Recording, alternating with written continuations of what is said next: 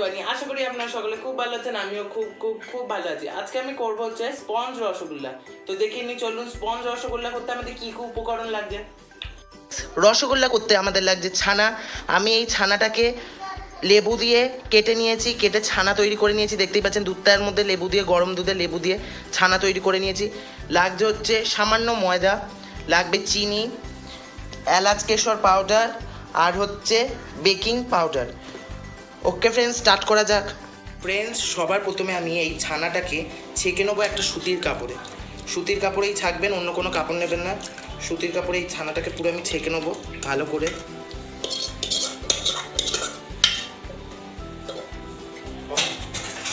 সুতির কাপড়টাকে এইভাবে তুলে দেখতেই পাচ্ছেন রসটাকে চিপে নেবো, যাতে জলটা আমার পুরো বেরিয়ে যায়।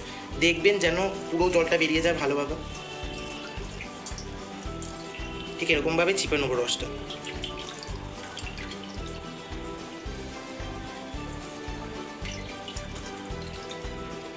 দেখুন আমার ছানাটা ঠিক এরকম হয়ে যাবে, দলা পাকিয়ে যাবে। দেখতেই পাচ্ছেন ছানাটা।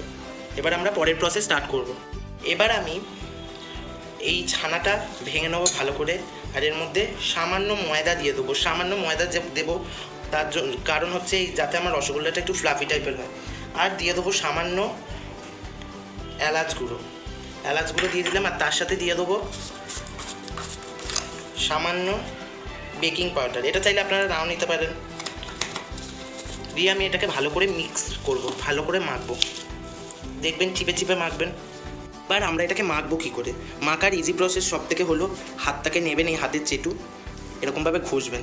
এতে আপনার মিহি করে মাখা হয়ে যাবে। বেশি মাখবেন না, কারণ হচ্ছে বেশি মাখলে যদি তেল ছেড়ে দেয় আপনার রসগোল্লা ঠিকমতো হবে না, শক্ত হয়ে যাবে জিনিসটা।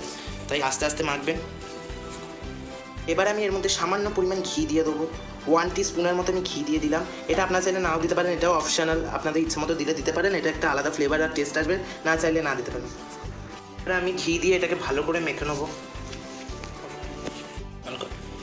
এই ছানাটা আপনারা কি করে করবেন, ছানাটা আপনারা চাইলে এর মধ্যে লেবুর রসও দিতে পারেন। গরম দুধ ফুটাবেন যখন, সামান্য পরিমাণ লেবুর রস, অনেকে চাইলে ছানা কাটার পাউডারও দিতে পারে, আবার অনেকে চাইলে ভিনিগারও দিতে পারে। আমার মধ্যে বলে সবথেকে ভালো হচ্ছে ভিনিগার বা ছানা হচ্ছে লেবু।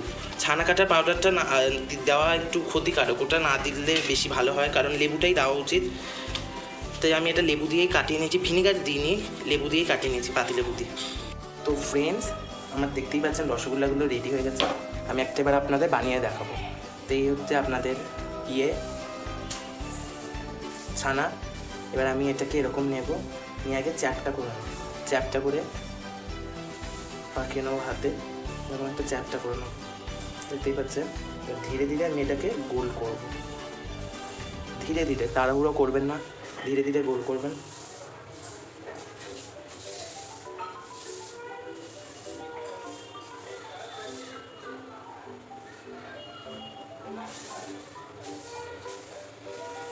এরকম এরকম পাখিয়ে, এই যে আমাদের রসগোল্লা রেডি হয়ে গেছে। দেখতেই পাচ্ছেন কি সুন্দর আমাদের রসগোল্লা রেডি। এবার আমরা পরের প্রসেস স্টার্ট করব। এবার আমরা গ্যাসটাকে ধরিয়ে নেব। গ্যাসটাকে আমি ধরিয়ে নিলাম, আর এর মধ্যে জল দিয়ে দেবো।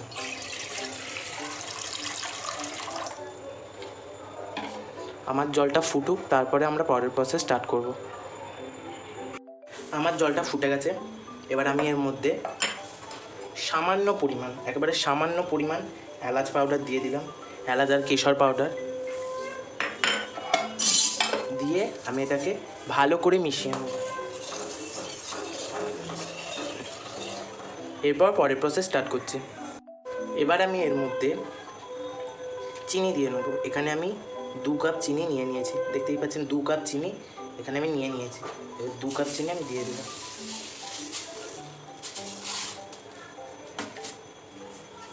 দিয়ে আমি এটাকে ভালো করে মেশাবো। ভালো করে মেশাবেন।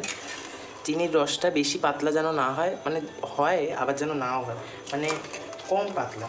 বেশি স্টিকিনেস হলে রসগোল্লায় রস ঢুকবে না, আর পাতলা হলে রসগোল্লা একেবারে ভেতা ভেতা হয়ে যাবে। ভালো করে মিশিয়ে নিচ্ছে। রসগোল্লার রসটা ফুটে গেছে। এবার আমি এর মধ্যে এক এক করে রসগোল্লাগুলো ছেড়ে দেবো। ভালো করে রসগোল্লাগুলো ছেড়ে দেবো আস্তে আস্তে, কোনো তাড়াহুড়ো নেই, গরম রস।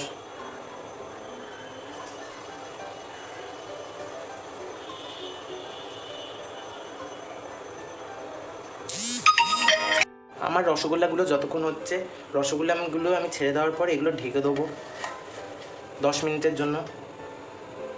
এবার 10 মিনিট পর দেখুন কি হয়। দেখতেই পাচ্ছেন আমার রসগোল্লাগুলো তৈরি হচ্ছে কি সুন্দরভাবে। এরকমভাবে উল্টে উল্টে নেবেন আপনারা আস্তে আস্তে। রসগোল্লা খুব কঠিন ব্যাপার নয়, এটাই মেন ইনগ্রিডিয়েন্ট হলো দুধ আর চিনি, আর এমনি নর্মাল এলাচ গুঁড়ো, ব্যাস আর কিছুই নেই। দুধ আর চিনিটাই হচ্ছে মেন। আর মাখার টেকনিকটা, মাখাটা ঠিক হলেই রসগোল্লা একেবারে ঠিক হবে।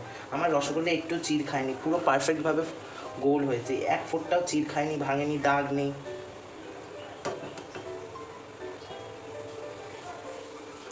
এবার আমি এটা আরও 5 মিনিটের জন্য ঢেকে দেবো। আপনাদের আমার রসগোল্লার সাইজগুলো মনে আছে কেমন ছিল? ছোট্ট ছোট্ট করেছিলাম, এখন সাইজগুলো খালি দেখুন কি বড় বড় হয়ে গেছে, দেখতে পাচ্ছেন আপনারা? দুর্দান্ত হয়েছে, আর পুরো স্পঞ্জ টাইপের হয়ে গেছে, পুরো স্পঞ্জ। সাইজটা দেখুন।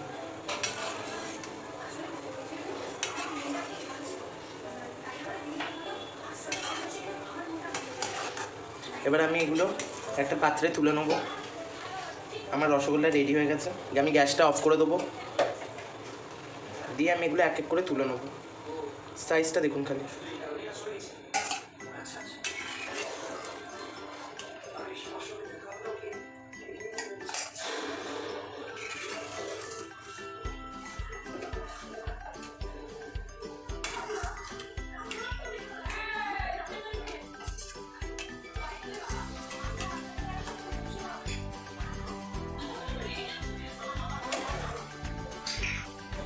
দেখতেই পাচ্ছেন কি সুন্দর আমার রসগোল্লা রেডি। এবার আমি এর মধ্যে রসটা দিয়ে দেবো।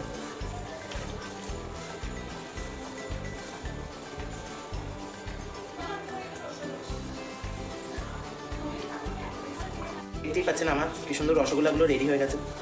আমি এগুলো পাত্রে নিয়ে নিয়েছি।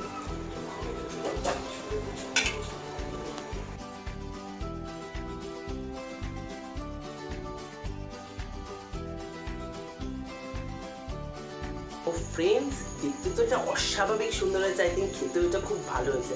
তো আমি আপনাদের দেখাচ্ছি এখানে কি পরিমাণ নরম হয়েছে দেখুন আপনারাই। তো টেস্ট করে একটু দেখছি।